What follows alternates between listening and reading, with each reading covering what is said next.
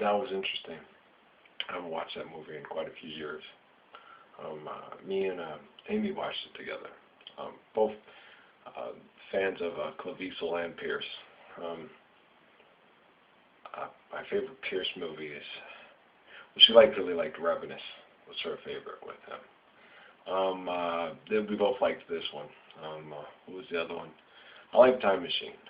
It has kind of a happy ending. It says not to mess with things and things will work out.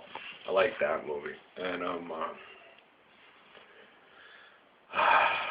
Cleese, we really liked, what was it, Angel Eyes, Frequency, and then, of course, this movie a lot, too. It's funny because she remarked that I was a lot like Edmond Dantes. We were watching that movie. She had remarked about that. Oh, God, that is so you. What, a guy with character who tries to work with character and gets betrayed by people with not character. I guess you're right. And she was, yeah.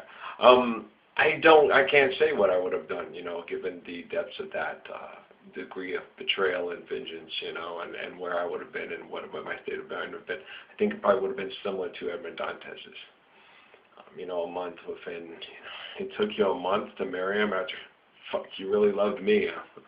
That's exactly, I think, probably my perspective. I probably would have felt the same vengeance from it too as well. I would have felt totally betrayed. I think the final straw was when he found out that Mercedes had married a month after he was allegedly dead. I think that was the part that just drove the dagger into his heart and made the vengeance consume him. And he said, don't rob me of my hate, it's all I have, And then he didn't know, that Albert was his, and he was still going to take Albert and her, and he had just learned to love her with her faults. I don't know why she just didn't explain to him, hey, I had to marry a month because I was pregnant with your baby, man. That's your little boy. He's a lot like you. He really is, too. The apple didn't fall from the tree on that. It's kind of cool. It's interesting. But, yeah, it was funny. I laughed at that because when Amy had said that, she was like, I remember she said that, and I think she meant it as an insult, and I took it as a supreme compliment. You're a lot like Edmond Dantes. Oh, cool. He's a really good guy. He gets screwed over by complete assholes. That'll work for me. And then, the rich guy, the rich landed aristocrat claims, I'm not supposed to want to be you. You're poor. Sorry, my beard trimmer fell over. Excuse me, I put it on there wrong. That rarely happens. But it's it's interesting. Counting, had all that money. Boy, that money. You guys didn't have damn money. And it's funny because that royal blood that runs through his veins, and you'll never be royal any more than I'll be a commoner. So a commoner and a royal. Yeah, this has been a problem of ours for millennia upon millennia. Some that think we're better than others. That's what got the Hebrew people in trouble. And then when you hear the good news of the Christ, which that lady talked about in that movie I watched before that, here's a God that comes along and says God loves us all equally. Well, yeah, but God can't love us all equally. We're endowed the same by our Creator. And then we were sitting there thinking, and when he thought about those things, talking about evolutionary biological conditioning, as Dumas tried to teach us that.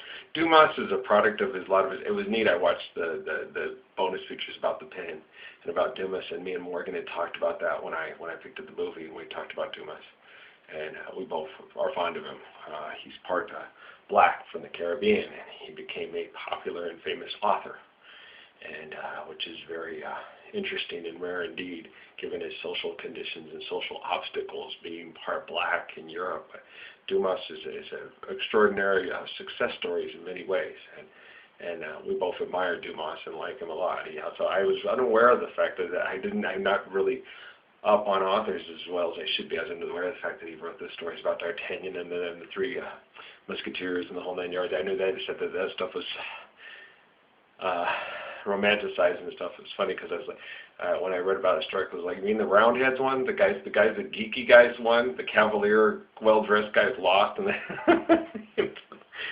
the dorky guys won that battle, pretty much. Wow. Not the swashbucklers. Swashbuckling Roundheads just don't go across as cavalier musketeers do, kind of long hair and looking all suave and dapper. The Roundheads were a little bit more sworn to a more simple life and not so opulent, and not so cavalier, and it's kind of interesting. I remember reading that historically and going, wow, so the Roundheads, the guys with the full haircuts, beat these guys, the real hot-looking cavalier guys running around with the Queen's women and all that stuff. Yeah, the Roundheads. That just doesn't sound very romantic, man. Kind of throws off the whole story there, man. Whoa, that's not cool. Yeah, and that's it. The Cavaliers say, hey, you're what you want. I'm not supposed to want to be you. You're a Roundhead, man. I was watching that movie part when he started becoming the kind of Monte Cristo coming down in that balloon. I'm like, oh man, and all those big old dinners, and I ain't never been, and they've never been, and I don't know if I ever want to be to a big banquet like that, in a big banquet hall like that. I probably, in all that pomp and circumstance. God.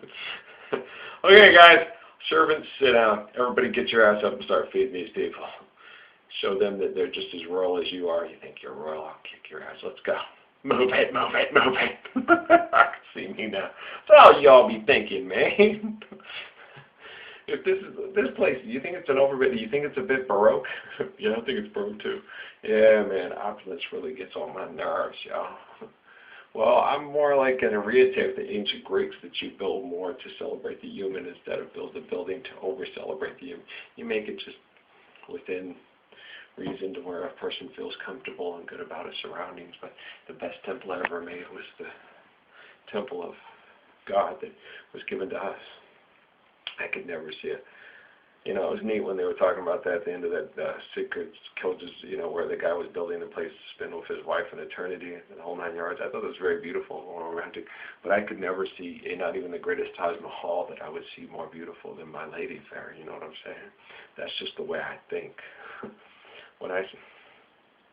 Now, I'm not going to say that out loud.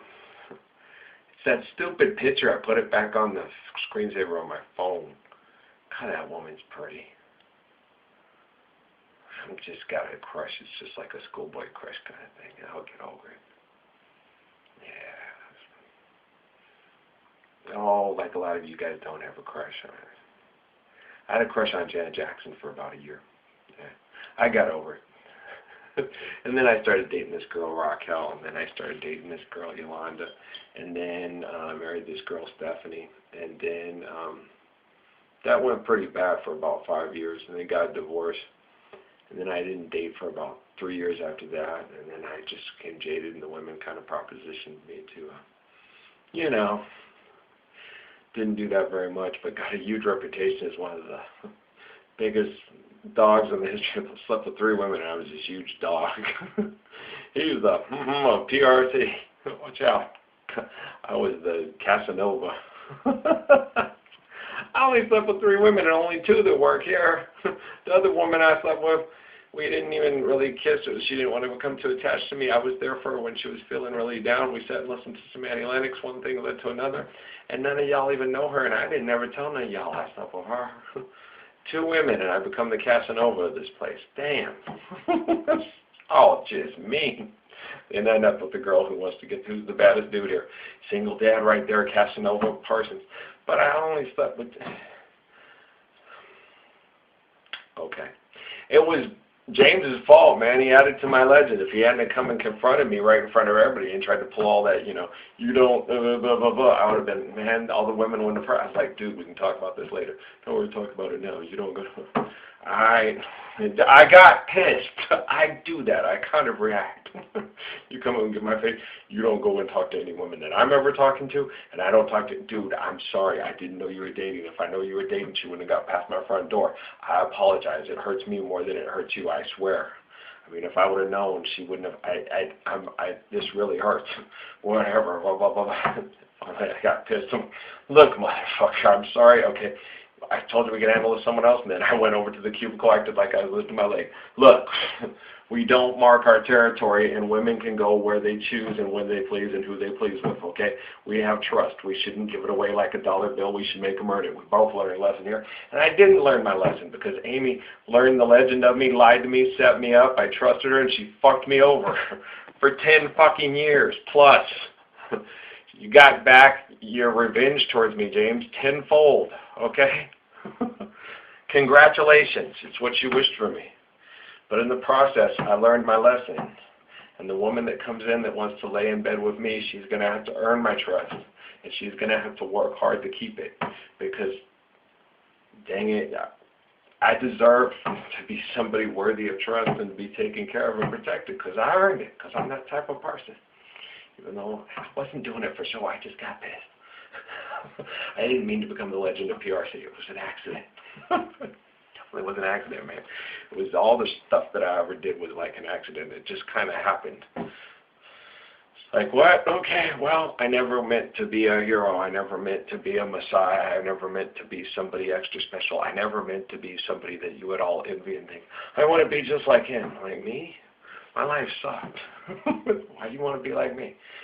Okay, well, yeah, many times I gave up a place on the team, the this, the that, because I had to do what was right, because I was taught to do what was right. I'm like Edmond Dantes. Amy was right. You're like that big dolt that works on honor and thinks it'll pay off in the long run. So I certainly hope so. Well, because I just think, because we're all relatively connected and we'll have the world that we create, I believe God will give me justice. I love you guys, man. All right, maybe we'll do another. I gotta get to bed. I'm not that tired. My headache's gone away. I just feel love and loved. I just love you all, okay? Maybe God will bring me justice and love. That would be nice. I love you guys, all right? Okay. Blessings and peace.